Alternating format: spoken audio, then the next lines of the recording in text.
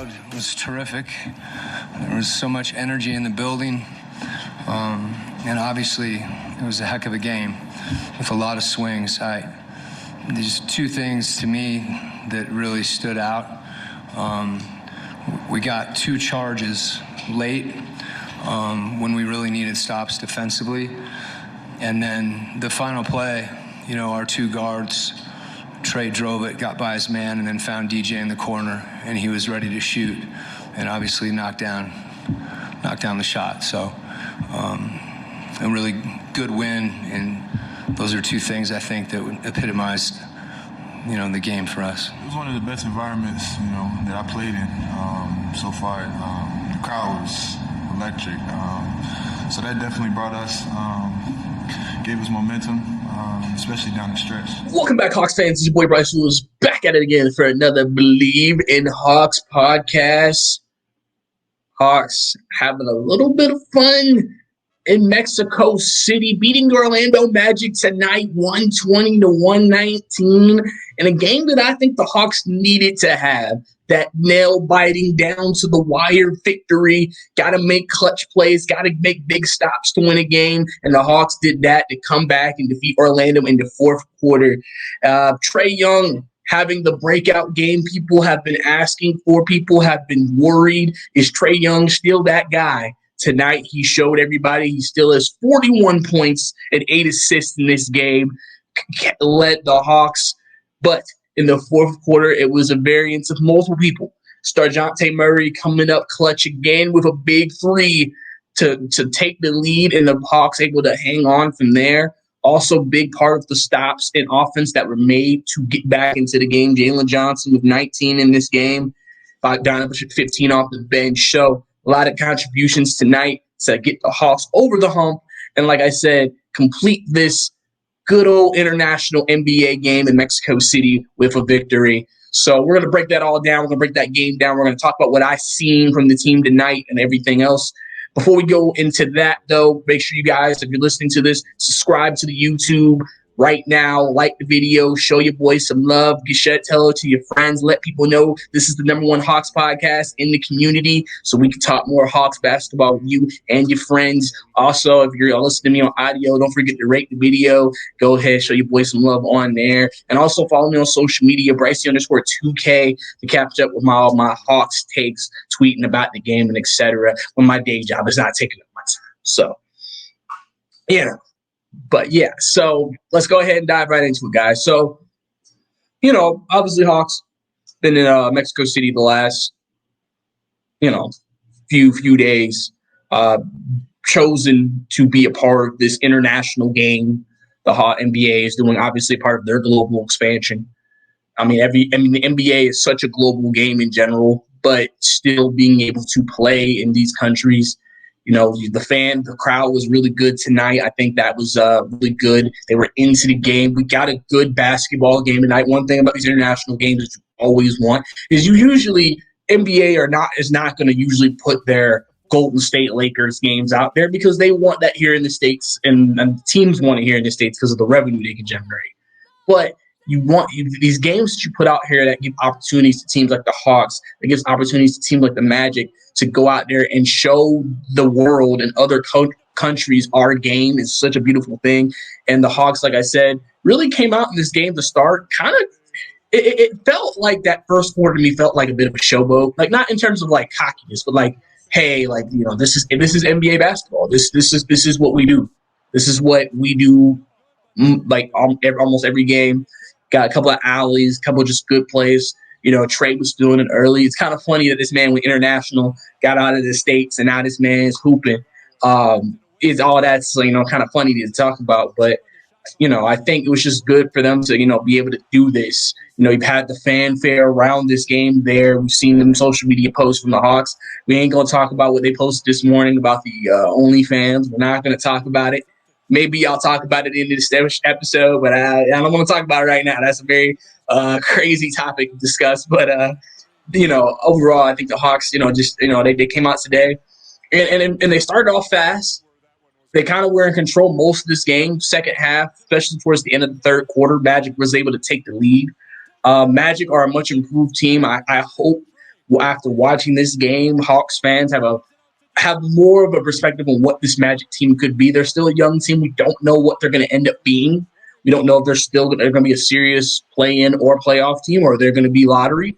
But they clearly look much more improved than they were last year. So I wasn't surprised going into this game that this game was going to be tough for the Atlanta Hawks, a team that could actually match up with them pretty well, as well with some of the long length they have and the wing defenders and some of the shooting.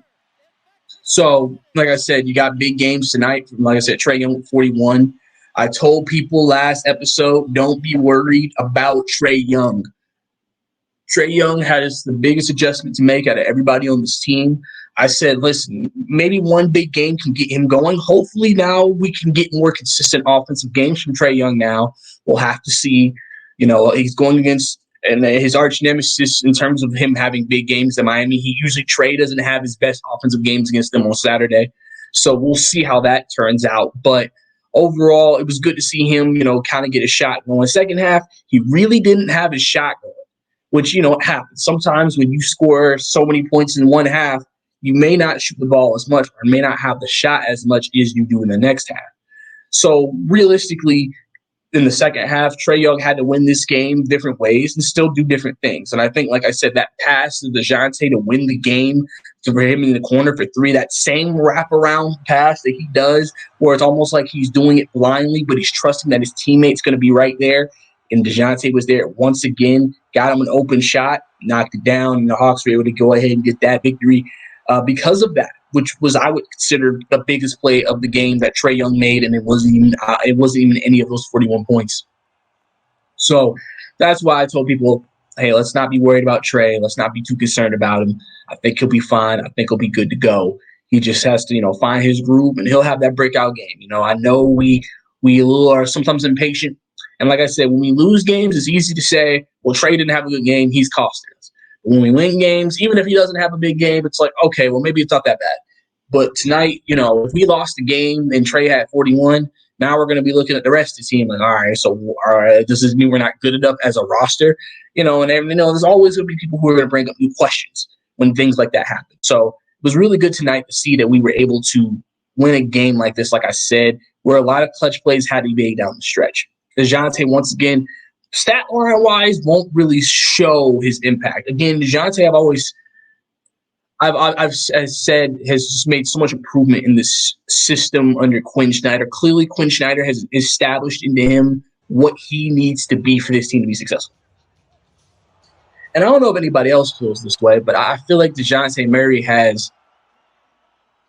he's picked his spots, I felt like, better this year. I feel like it always feels like we need offense from him, or we need someone to step up. DeJounte always steps up. He always starts getting his shot going. He starts creating. He starts attacking the rim, putting pressure. Last game, even in the game against Oklahoma City, we kind of got back into it because DeJounte started heating up a little bit. And that Minnesota game, obviously, a lot of people remember that game. He took over in the second half, which got us the lead and we won the game.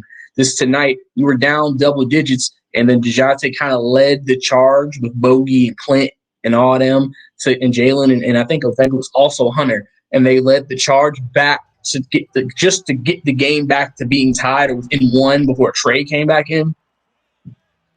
And DeJounte was a big catalyst in that. DeJounte has been a big catalyst in a lot of these games.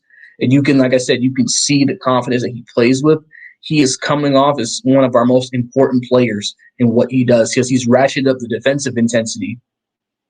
And then he's giving you he's attacking on offense as well, which is helping the entire team, I think, in general. Yeah, he may not be the same gifted passer that Trae Young is, but it still is just as effective. It's almost like what you're seeing this year is that both Trae and DeJounte, their playing styles are different, but they've now learned to how to play off of each other, even when one's not on the court.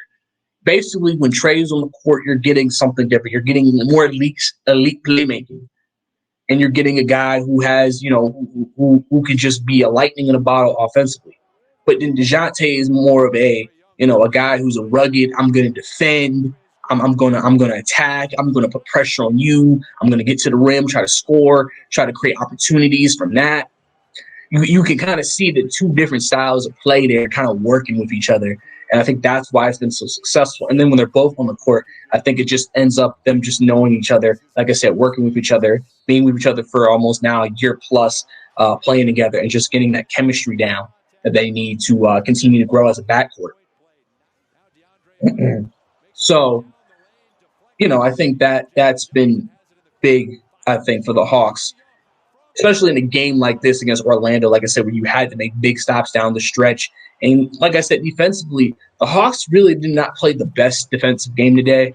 But down the stretch, the Hawks were able to get multiple stops to get that lead down, and then were able to get more stops to get the actual win. They were able to get a stop in the last possession. The Hawks also had opportunities to maybe get the game a little bit wider. Obviously they didn't send the best free throw shooters outside of Trey.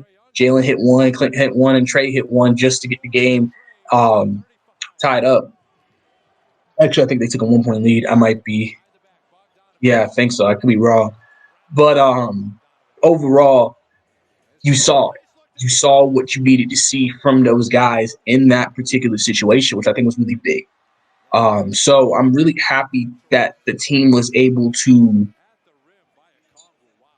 figure out a game. Because if you think about the Hawks wins this year, they blew out Minnesota, they blew out Milwaukee, they basically blew out Washington, and they blew out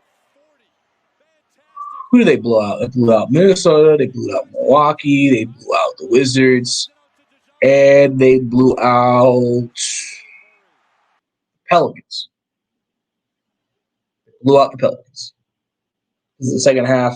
They pretty much took control of that game. So they've really kind of been able to be, when they won this year, they've basically been in games where they've pretty much been able to handle their opponent.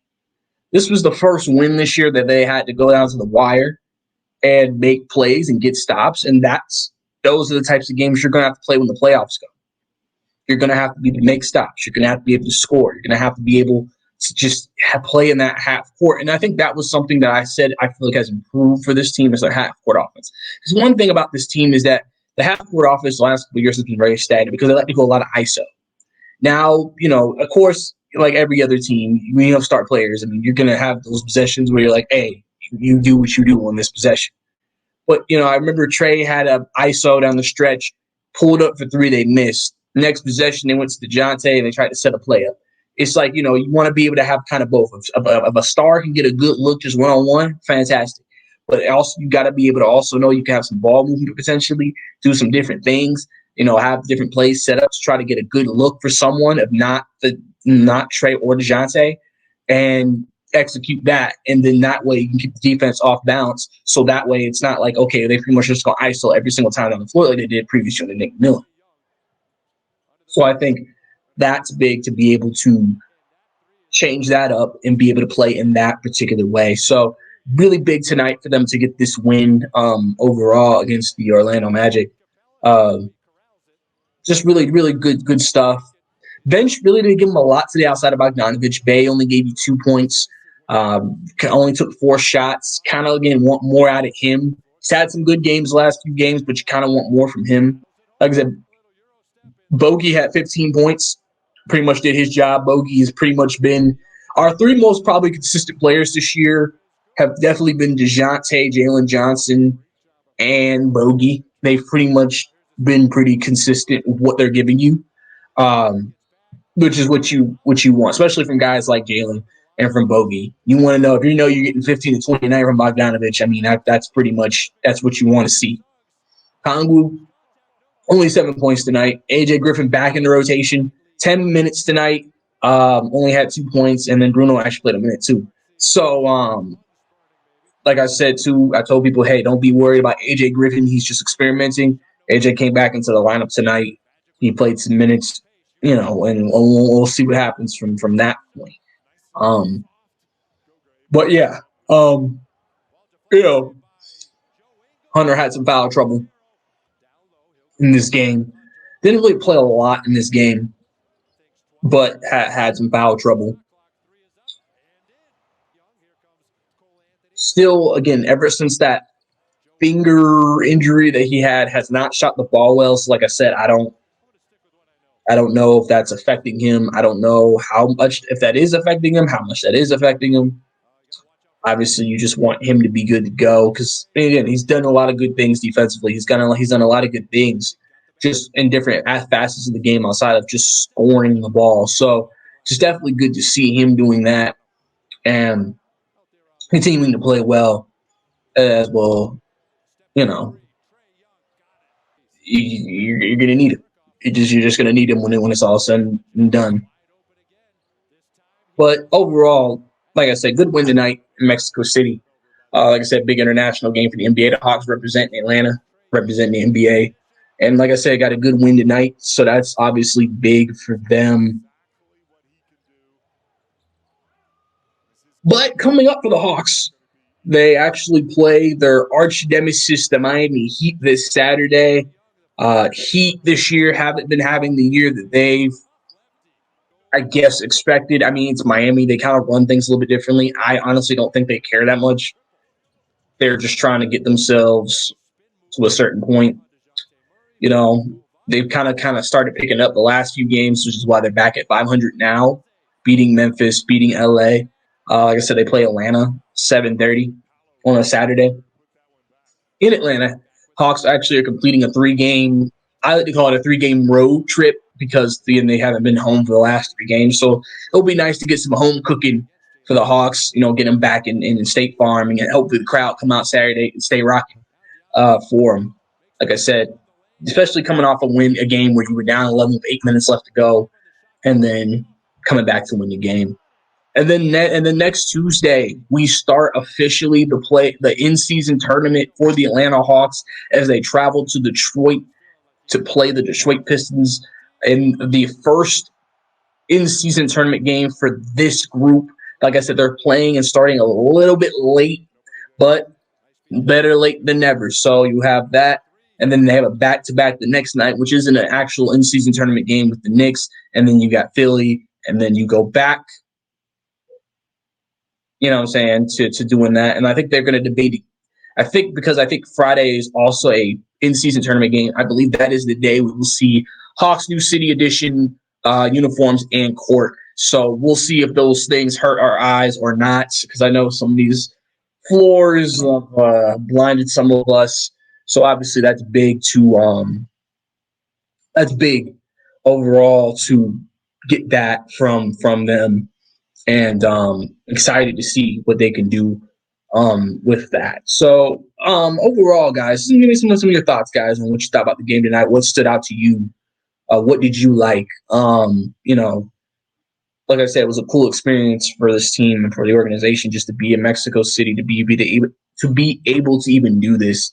Was really, really cool, I think. And I think everybody will acknowledge that, like, hey, this was really cool for us to be able to do this and have fun with this and kind of, do the things that we want to do with it. So I think overall that's been really, really good. I think the Hawks, like I said, did a good job tonight. Fought back down.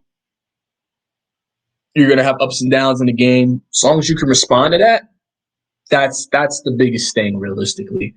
I think overall for the Hawks this season. So we're actually going to talk about the NBA in general. We're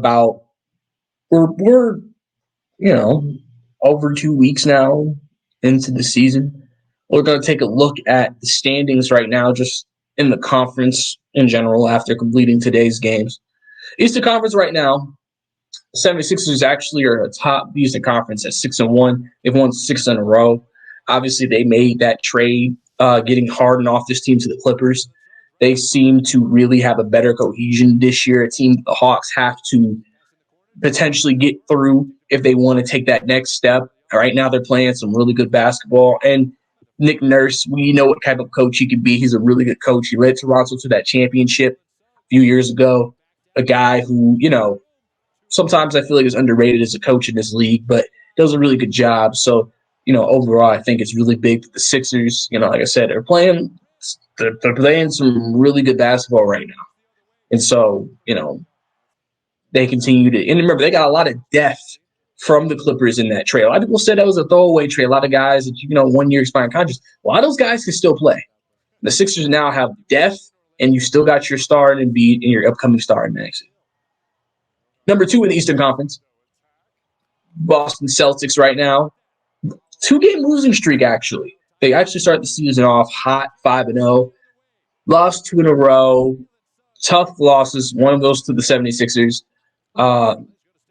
They're a team that you expect to be there when the ending comes around.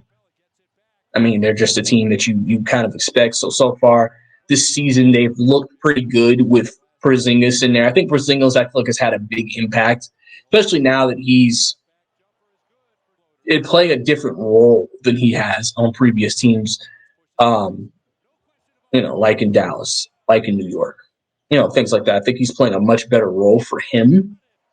And I think you're seeing how that's impacting the Celtics, as they're obviously an Eastern Conference Finals favorite. The Pacers are 3 right now, 6-3, 1-3 in a row. The Pacers, man, let me tell you something about the Pacers, man.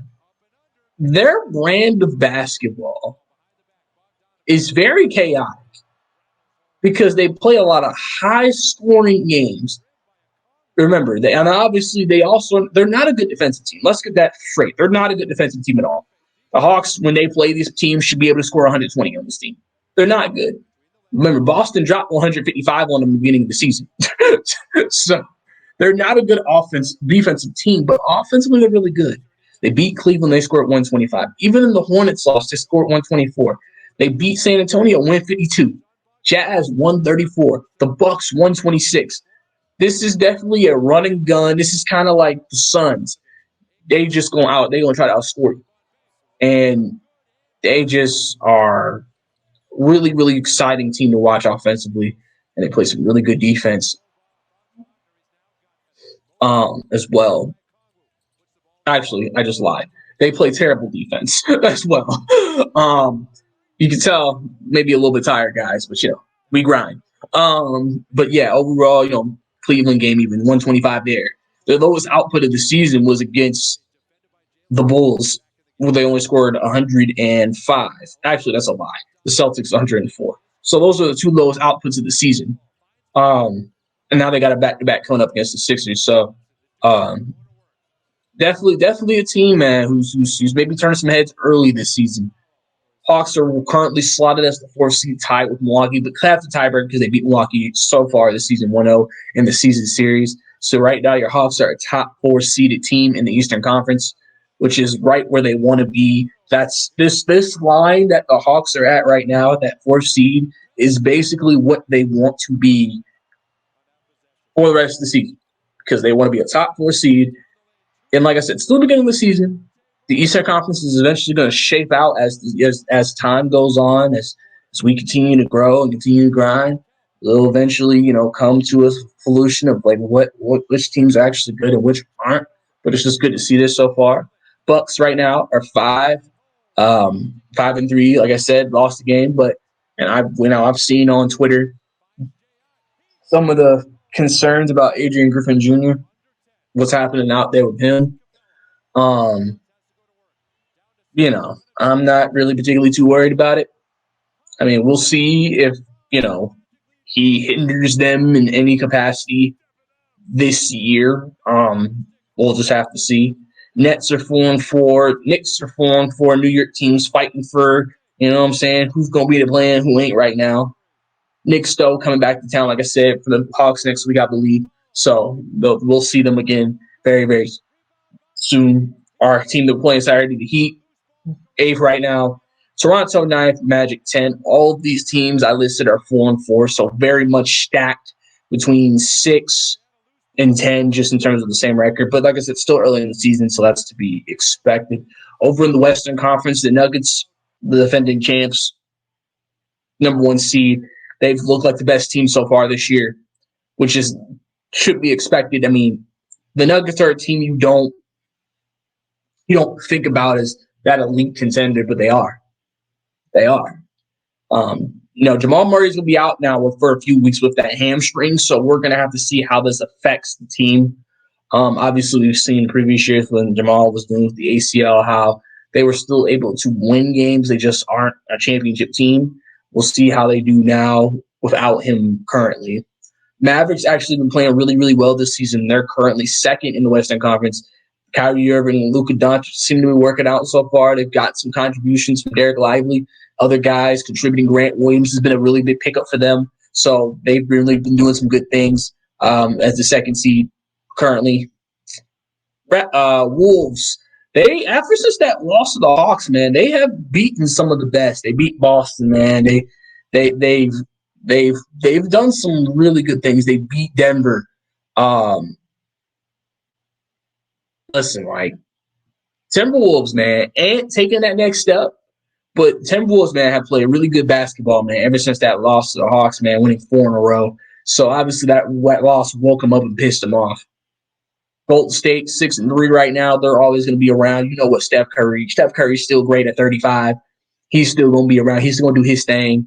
You know, Chris Paul, Draymond Green, Klay Thompson. They're going to be a team always in it. That's just how it's going to be. So they're a team that's not going to go away. Thunder, team that the Hawks lost to on Monday. They're 5-3 right now. A team that a lot of people are excited about. They really have a very high ceiling, and people are really excited to see what this team looks like. Rockets 6 started off the season slow. They've won 4 straight to get themselves back on track. Ime Udoka, sometimes, like I said, it takes a minute to get to the guys, but they seem to be playing a little bit better right now. Suns 4-4, trying to get healthy. Bradley Beal been in and out of the lineup. Devin Booker been in and out of the lineup, trying to get some consistent health. Pelicans 8th, and then Kings are 9th and 10th in the Western Conference. So those are just your standings on both sides of the conferences in the NBA, just 1 through 10. And stuff like that. But yeah, overall, guys, like I said, big one for the Hawks tonight, 121-19. Good win. Trae Young having the breakout 41-point game we've been waiting for. DeJounte hitting clutch shots, getting stops down the stretch. All good things that Quinn Snyder is going to want to continue to build on for this team as they continue to try to push, improve, and get better game by game to reach the goals that they've set for themselves this season. But like I said, guys, we're going to go ahead and head out here. Like I said, before we go, don't forget, if you are subscribed to this channel, for all Hawks, Bleav in Hawks, and Falcons content. Also, don't forget, if you're listening to our audio podcast, leave a review, and also follow me on Twitter at Bryce_2K as well. I appreciate you guys. Let me be part of your day and talking some Hawks basketball with you. See you next time. It's your boy Bryce Lewis, signing out.